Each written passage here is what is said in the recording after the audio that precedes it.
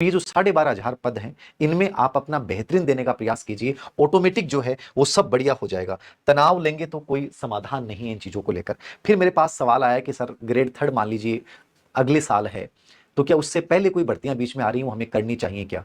जिनके लिए बेरोजगारी बड़ा मुद्दा है और हर हाल में नौकरी लगनी है, तो बीच में आप ऐसे चांस ले सकते हैं कि जैसे ग्रेड फोर्थ है, तो ग्रेड फोर्थ है आप आराम से ले सकते हैं ग्रेड फोर्थ को लेकर कि ठीक है सितंबर में एग्जाम होना है और राजस्थान जी के इसके माध्यम से तैयार हो ही जाएगा, क्योंकि ग्रेड थर्ड का भी एक बहुत बड़ा पार्ट है, तो मैं इसको अच्छे से दे लेता हूं।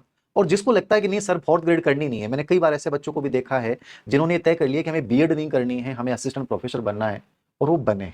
तो वो आपकी इच्छा शक्ति कितनी मजबूत है उस पर डिपेंड करेगा। यदि आपके मन में ये है कि सर मैं बन सकता हूं, मुझे ग्रेड थर्ड के अलावा देखना ही नहीं है, तो फिर ना इधर देखिए ना उधर देखिए, किधर भी मत देखिए। सिर्फ और सिर्फ आप ये सोचिए कि मुझे ग्रेड थर्ड को बहुत अच्छे से करना है, बाकी विचार दिमाग में लाना नहीं है। और दूसरा, ये ऑप्शन बुरा नहीं होता है। जब कोई जुड़ी हुई भर्ती जिसमें मान लीजिए आप सितंबर तक फ्री हो जाते हैं, अब जैसे ग्रेड सेकंड की आप प्रिपरेशन कर रहे हैं तो आपको ग्रेड सेकंड ही करना है, ग्रेड फर्स्ट की कर रहे हैं तो ग्रेड फर्स्ट ही करना है, क्योंकि ग्रेड थर्ड की जब आप एग्जाम देने जाओगे तो उससे पहले आपको इतना समय मिल जाता है। और विशेष रूप से जो शिक्षक भर्ती होती है उनका सिलेबस लगभग एक दूसरे से रिलीवेंट होता है, तो कहीं ना कहीं वो मदद, वो पढ़ा हुआ ज्ञान जो है वो आपके काम आता है। तो आप ग्रेड थर्ड के लिए एलिजिबल हैं कम से कम, तो फिर आपको और चीजों से और ऑप्शन से अपने आप को हटा लेना चाहिए और पूरे समर्पण भाव से ग्रेड थर्ड की तैयारी करनी चाहिए। तो ये फोर्थ श्रेणी वाला आप दे सकते हैं, उसके बाद आपको इतना समय मिल जाएगा कि आप कर लेंगे।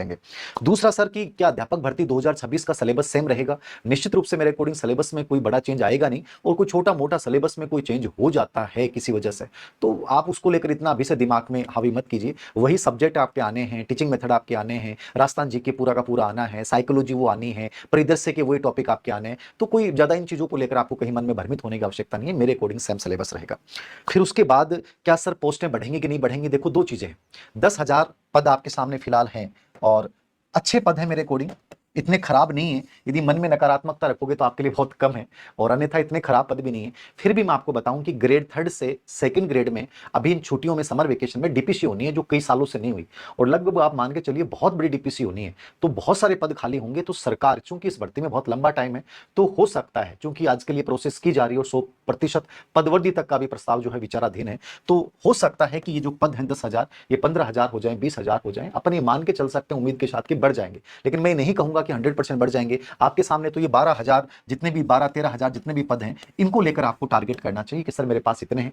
सर इसमें विशेष शिक्षक के कितने पद आएंगे? देखिए ये तो विज्ञापन आने के बाद पता चलेगा विशेष शिक्षक के, लेकिन एनईपी 2020 ये कहती है कि कोई भी राज्य सरकार में नई भर्ती जब भी होती है तो विशेष शिक्षा के पद भी निकाले जाएं। तो मुझे लगता है कि कम भले ही आए लेकिन आने जरूर चाहिए पद को लेकर। तो विशेष शिक्षा वाले बच्चों का जवाब हो गया।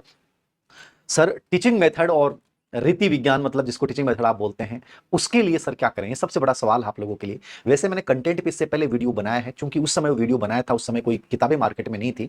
यद्यपि अभी किताबें मार्केट में आई हैं, लेकिन टीचिंग मेथड की मैंने इस वीडियो के बनाने से पहले भी और वैसे भी 2-4 किताबें मैंने देखी, तो बहुत ज्यादा रिलेवेंट मैटर वाली किताब मुझे मिली नहीं मार्केट में। फिर भी आपको मैं ये कहूंगा कि टीचिंग मेथड के लिए जो आप रिट के लिए जो आपने पार्ट पढ़ा, एक बार तो वो पढ़ लीजिए। और विशेष रूप से इसमें जो प्रश्न आते हैं वो पीवाईक्यू बेस्ड है, सिलेक्टेड मैटर है, अनावश्यक कंटेंट इसमें पढ़ना नहीं होता है, बहुत ज्यादा मैटर नहीं है। तो इसको लेकर आप इस सवाल को बड़ा अभी मत बनाइए। जो भी मार्केट में आपको किताब मिलती है, कोई भी मंगल की, जिनकी भी आती है, यद्यपि वो इनफ नहीं होंगी, फिर भी कोशिश करें कि पीवाईक्यू बेस्ड किताब। हम भी यद्यपि इसमें प्रयास कर रहे हैं कि लेवल फर्स्ट और लेवल सेकंड, लेवल फर्स्ट के सभी विषयों के लिए टीचिंग मेथड के पीवाईक्यू आज तक टॉपिक वाइज जितने भी आ गए वो हम कलेक्ट कर रहे हैं। टाइम लगेगा, लेकिन वो एक अच्छी किताब आएगी, कोशिश करेंगे विद एक्सप्लेनेशन, ताकि बच्चे का पूरा कंटेंट जो है वो तैयार हो जाए। ये मेरा प्रयास रहेगा, ठीक है। रही शैक्षिक परिदृश्य की बात, तो शैक्षिक परिदृश्य पे मेरे अनुसार खैर मुझे बढ़ाई तो नहीं करनी चाहिए, लेकिन मैं ये कहूंगा कि जो अभी अवनी की किताब आई है, मेरे कोडिंग मार्केट में आप कोई भी किताब से कंपेयर कर लीजिएगा, बहुत बेहतरीन कंटेंट है, और ये लेटेस्ट कंटेंट है। सबसे बड़ी बात है, जितनी भी भारत सरकार की योजनाएं हैं, जैसे आपके रेट में प्रश्न आ गया ध्रुवश्री वाला योजना, वो सब हमने डाला है। विद्याश्री वाला, पिछली बार उल्लास योजना पे प्रश्न आया, मैंने देखा मार्केट में जो गाइडेंस शैक्षिक प्रदर्शकारी थी उनमें उल्लास का जिक्र ही नहीं था। तो हमने हर चीज को, एफएलएन नया चर्चित है तो एफएलएन को पूरा डाला है। आरटी 2009 के जितने भी संशोधन हो गए, 12, 17, 19, 24, इन सबको डिफरेंटली डाला है, मतलब पूरा कंप्लीटली। और इस किताब को तैयार करने में शिक्षा विभाग के ही मेरे एक बहुत अच्छे को राइटर एम आर बहादुर सर ने बड़ा योगदान दिया है। तो इस कंटेंट को बहुत बेहतरीन तरीके से तैयार किया गया। तो मेरे अकॉर्डिंग जो है परिदृश्य को लेकर तो आपको कम से कम इस किताब के अलावा और किताब देखने की जरूरत नहीं है। ये परिदृश्य वाली किताब आप ले लीजिएगा, हर टॉपिक वाइज इसमें क्वेश्चन नोट्स डाले हैं और लास्ट में पीवाईक्यू डाले। कंप्लीट पैटर्न को फॉलो किया गया कि लास्ट ईयर में जहां से प्रश्न पूछे गए वो सब बिंदु पूछे जाएं। जैसे आरटी 2009 में से शुरुआती बिंदु से बहुत प्रश्न पूछे गए, तो आरटी 2009 का जो बेस है ना, वो मैंने ऐसा बनाया है कि इसमें पूरा बेस चाहे कैसा भी बेसिक प्रश्न आ जाए उससे बाहर नहीं आना चाहिए। तो कोशिश है की गई परिदृश्य की आप पढ़ लें। ऐसा ही प्रयास टीचिंग मेथड को लेकर रहेगा। फिर पूछा आपने सर कि कौन सा पार्ट ऐसा जिसको हम बहुत गहराई से पढ़े। देखो, गहराई वाले पार्ट के लिए मैंने आपको पहले ही बोला है, आप ये चीज दिमाग में भी रखें। ये सवाल किसी और से करना भी नहीं चाहिए, धीरे सिंह सर से भी नहीं करना चाहिए।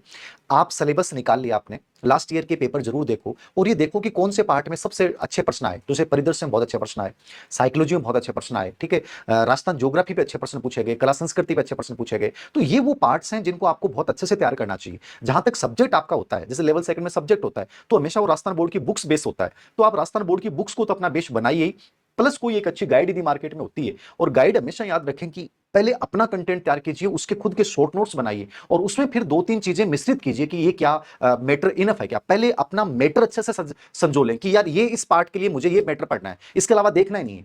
दिमाग में कंफ्यूजन नहीं रखना कि 2 महीने बाद सर मैटर चेंज कर दूंगा, 4 महीने बाद मैटर चेंज कर दूंगा, नहीं।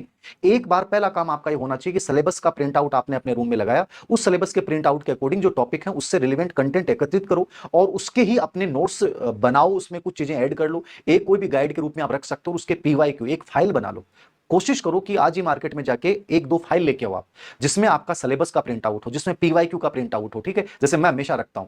और कोशिश करो कि अब हर टॉपिक वाइज आपका एक बढ़िया नोट्स तैयार हो जाए, जिसको ही आपको रिवाइज करना है। फिर भटकना नहीं है कि सर आज उस टेलीग्राम पे पीडीएफ आ गई, आज उस टेलीग्राम पे पीडीएफ आ गई, उन सर ने कहा कि फ्री में ये कर लो, फ्री में ये ले लो। देखो, इनसे कुछ नहीं होना है। पहला प्रयास एक अच्छे मैटर को संयोजित करना, पीवाईक्यू को एकत्रित करना और ये देखना कि किस पार्ट में से कैसे प्रश्न आते हैं, कौन सा गहराई वाला पार्ट है, किसको। जैसे पिछली बार कंप्यूटर पे प्रश्न बहुत अच्छे आए, तो कंप्यूटर प्रश्न कहां से आए, 9th क्लास 10th क्लास की जो सूचना प्रौद्योगिकी के आधार वहां से पूछे गए जीटीज, अप्लाइड बेस्ड प्रश्न पूछे गए। तो आपको कंप्यूटर को पढ़ने का तरीका वही हो जाना चाहिए कि कंप्यूटर की कौन सी गाइड लेके आए। आप पिछली बार कंप्यूटर गाइड सब फेल होगी, क्योंकि प्रश्न जो आए ना वो क्या है, अप्लाइड बेस्ड। तो आपको देखना है कौन सा टॉपिक अप्लाइड बेस्ड होता है, कौन सा टॉपिक ऐसा होता है जो नॉर्मल होता है। तो ये थोड़ा सा जब आप पीवाईक्यू देखेंगे और सिलेबस को सामने रखेंगे तो आपको खुद ही आइडिया लग जाएगा कि ये पार्ट बहुत गहराई वाला है और इस पार्ट को नॉर्मली पढ़ा जा सकता है। तो मैं जो ये बातें बोल रहा हूं ये केवल सुनिए मत, इनको फॉलो कीजिए, इनको व्यवहार में लेके आइए।